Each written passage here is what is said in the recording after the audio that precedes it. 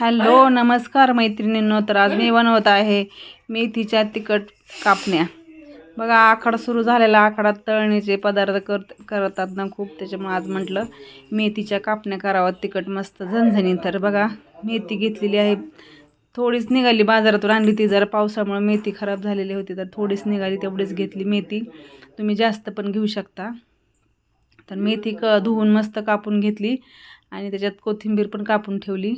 तर बघा हे तर वाटण काढून घेऊया आपण. वाटणामध्ये जिरे, लसूण, मिरची, हिरवी मिरची आणि कोथिंबीर याचं वाटण काढून घेतलेलं आहे. तर बघा मिरची तुमच्या आवडीनुसार तुम्ही घेऊ शकता.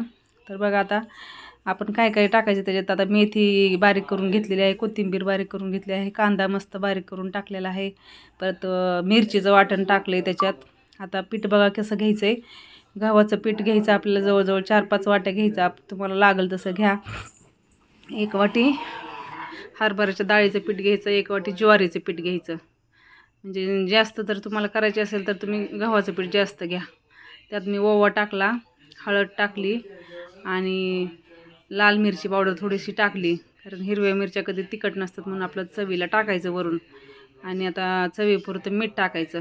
माझा माप हातानेच असतं, अंदाज चमच्याने वगैरे मीठ मला कळतच नाही घ्यायचं, म्हणून आपल्या हाताने अंदाज टाकायचं. तर बघा आता पीठ मळून घेते सगळं, जसं पाणी लागेल तसं पिठात टाकून मळून घ्या मस्तपैकी.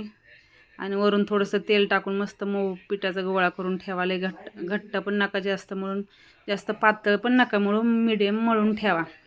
तर बघा आता त्याचे गोळे करून घेते मी.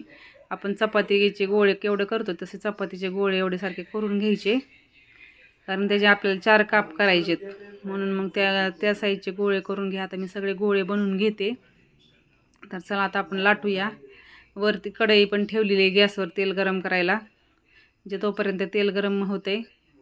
आता मी लाटून घेते, 2-4 चपात्या असं लाटून घेते. आणि आता लाटून झाले की एवढे साईजचे लाटायचे, जास्त पण मोठे नाही. त्याला तेल लावायचं थोडं, म्हणजे चिटकत नाही पळपटाला. पीठ लावून नाही लाटायचं, कारण पीठ लावून लाटलं की सगळ्या तेलात पीठच येतं.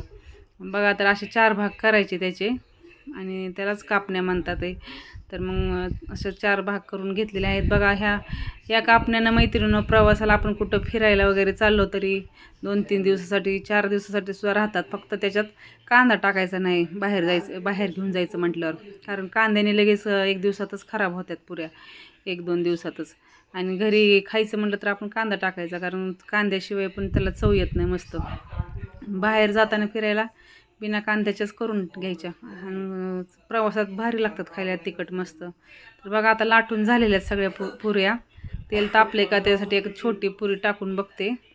छोटी पुरी टाकून बघितली, तेल एवढं काय तापलेलं नव्हतं, पण आता तापले थोडंसं. मोठा गॅस केला, तापून झाले की आता ह्या पण पुऱ्या तळून घेते त्याच्यात. आणि मस्त खरपूस अशा मस्त पुऱ्या लागतात ही मैत्रिणीनं. एकदा तुम्ही नक्कीच करून बघा, कारण एवढी चव पण लागते ना त्याला. अशा कोरड्या पण खाऊ शकतो आपण, किंवा दह्याबरोबर किंवा कढीबरोबर असं पण खाऊ शकतो. लहान मुलांना तर असंच आवडतं खायला, फक्त घेऊन नाही का. तर आमच्यात असं खूप आवडतात मेथीची भाजी जास्त मुलं खात नसले, म्हणून असं काहीतरी करून खायला द्यावं लागतं त्यांना. तर बघा सगळ्या अशा मस्त खुसखुशीत होत्या पुऱ्या. 2-4 तळून घेतल्या. तर तुम्हाला दाखवते बघा मैत्रिणीनं, अशा प्रकारे नक्की करून बघा पुऱ्या. आणि कमेंट्समध्ये नक्की सांगा मला कशा झाल्या तुमच्या पण चवीला. चवीनुसार जे त्याच्या पद्धतीने असतात वेगळ्या. आता माझी पद्धत अशी, तर मी करून दाखवली आहे.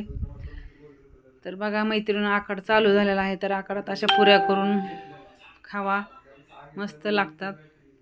आधी पण खाऊ शकतोस, तसं काही नाही.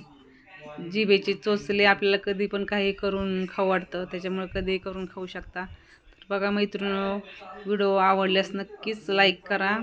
चॅनल नवीन आहे सबस्क्राईब करायला विसरू नका, आणि कमेंट करायला पण विसरू नका. तर बघा माझ्या पूर्ण तळून झालेल्या आहेत पुऱ्या. बघा तर कशा दिसतात, आणि मस्त फुगतात. ते फुगायला सुरुवातीला जरा फुगल्या नाहीत, पण नंतरच्या सगळ्या फुगतात. ते बघा अशा तयार झालेल्या आहेत. तर आजच्या पुरतंच एवढंच. बाय बाय, भेटू नेक्स्ट व्लॉगमध्ये.